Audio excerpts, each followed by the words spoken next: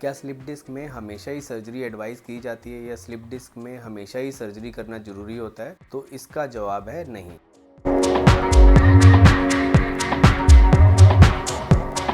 नमस्कार, मैं doctor Amit Chugh. I am working as spine surgeon in Delhi. आज हम बात करेंगे कि स्लिप डिस्क क्या होता है, स्पाइन कैसे बनी होती है और स्लिप डिस्क के लक्षण क्या होते हैं और स्लिप डिस्क को ठीक कैसे किया जा सकता है। तो स्पाइन क्या होता है? स्पाइन हमारा जो है वो एक हमारी बॉडी का पिलर है। तो पिलर में जैसे ईंट और सीमेंट होता है, वैसे ही स्पाइन में हमारे दो बोन होती हैं। दो बोन के बीच में एक डिस्क होती है जो कि काफ़ी फ्लेक्सिबल स्ट्रक्चर होती है और स्पाइन को मोबिलिटी और शॉक एब्जॉर्बर की सारी प्रॉपर्टीज़ हैं, वो सारी प्रॉपर्टीज़ डिस्क की वजह से ही होती हैं। डिस्क ही स्पाइन को फ्लेक्सिबिलिटी और मोबिलिटी प्रोवाइड करता है। तो स्पाइन में क्या होता है कि स्पाइन में जो दो बोन के बीच में डिस्क होती है और ये पूरा स्ट्रक्चर जो है वो मसल से सपोर्टेड होता है। अगर मसल वीक है तो पूरा लोड किस पे जाता है? स्पाइन पे।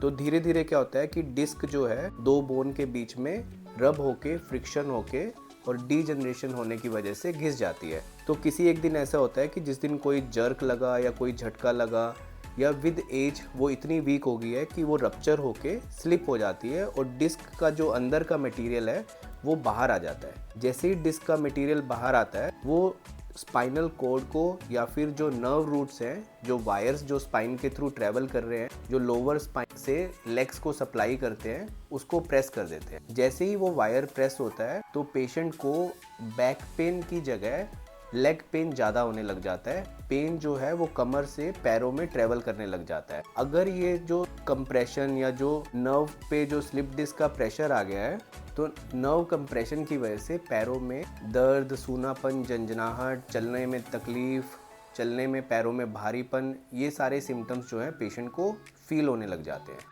इसका डायग्नोसिस हम कैसे बनाते हैं कि स्लिप डिस्क के डायग्नोसिस के लिए हमें एमआरआई कराना पड़ता है। एक्सरे में इतना नहीं पता चलता क्योंकि जितनी भी स्ट्रक्चर्स हैं, चाहे वो डिस्क है या नर्व्स हैं, ये सब कुछ हम लोग एमआरआई में क्लियरली देख सकते हैं। अब हम स्लिप डिस्क के ट्रीटमेंट की बात करते हैं। स्लिप डिस्क के ट्रीटमेंट में सबसे पहला पॉइंट मैं यही बोलना चाहूँगा कि ज़्यादातर लोग ये सोचते हैं कि जैसे ही हम किसी को दिखाएंगे स्लिप डिस्क के लिए, किसी भी ऑर्थोपेडिक या स्पाइन स्पेशलिस्ट को या न्यूरो सर्जन को, तो वो हमें सर्जरी के लिए एडवाइस कर देंगे।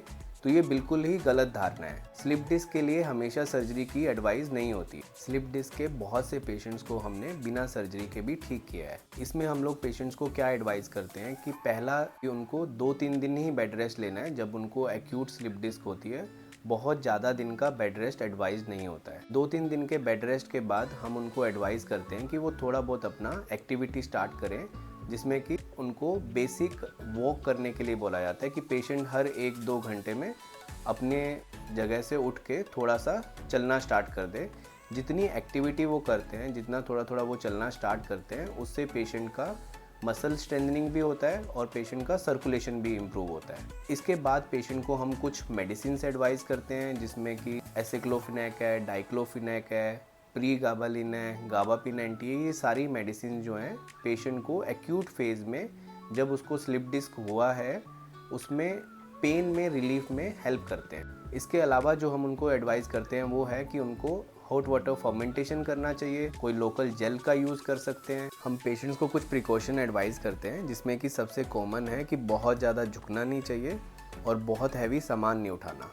और इंडियन टॉयलेट में जैसे बैठते हैं या नीचे फ्लोर पे बैठते हैं, उस पोजीशन में पेशेंट को बैठना कुछ दिनों के लिए अवॉइड करना चाहिए क्योंकि ये स्पाइन पे स्ट्रेस जनरेट करता है और उससे स्लिप डिस्क हील होने में थोड़ा टाइम और ज़्यादा लग जाएगा। इसके अलावा पेशेंट को हम स्पाइन की स्पेसिफिक एक्सरसाइज करने के लिए एडवाइस करते हैं। किसी अच्छे फिजियोथेरेपिस्ट की हेल्प से फिजियोथेरेपी के लिए भी एडवाइस करते हैं। ये सारी जो ट्रीटमेंट प्रोटोकॉल है, इससे 95 to 98% पेशेंट्स का स्लिप डिस्क का जो दर्द है वो 6 हफ्ते से 3 महीने के बीच में ठीक हो जाता है। कुछ पेशेंट्स का दर्द जो 2 से 5% पेशेंट का दर्द जो रह जाता है उसको हम स्पाइन में इंजेक्शन की मदद से ठीक करने में हेल्प करते हैं, जिसको स्पाइनल इंजेक्शन या सिलेक्टिव नर्व रूट ब्लॉक कहते हैं। और बहुत रेयरली कोई पेशेंट होता है जिसको कि स्पाइन की सर्जरी एडवाइस की जाती है। अगर आपको स्लिप डिस्क के बारे में कोई भी क्वेरी है, स्लिप डिस्क के बारे में कुछ पूछना है या स्पाइन इंजेक्शंस के बारे में कुछ पूछना है, तो आप हमें नीचे दिए गए नंबर पे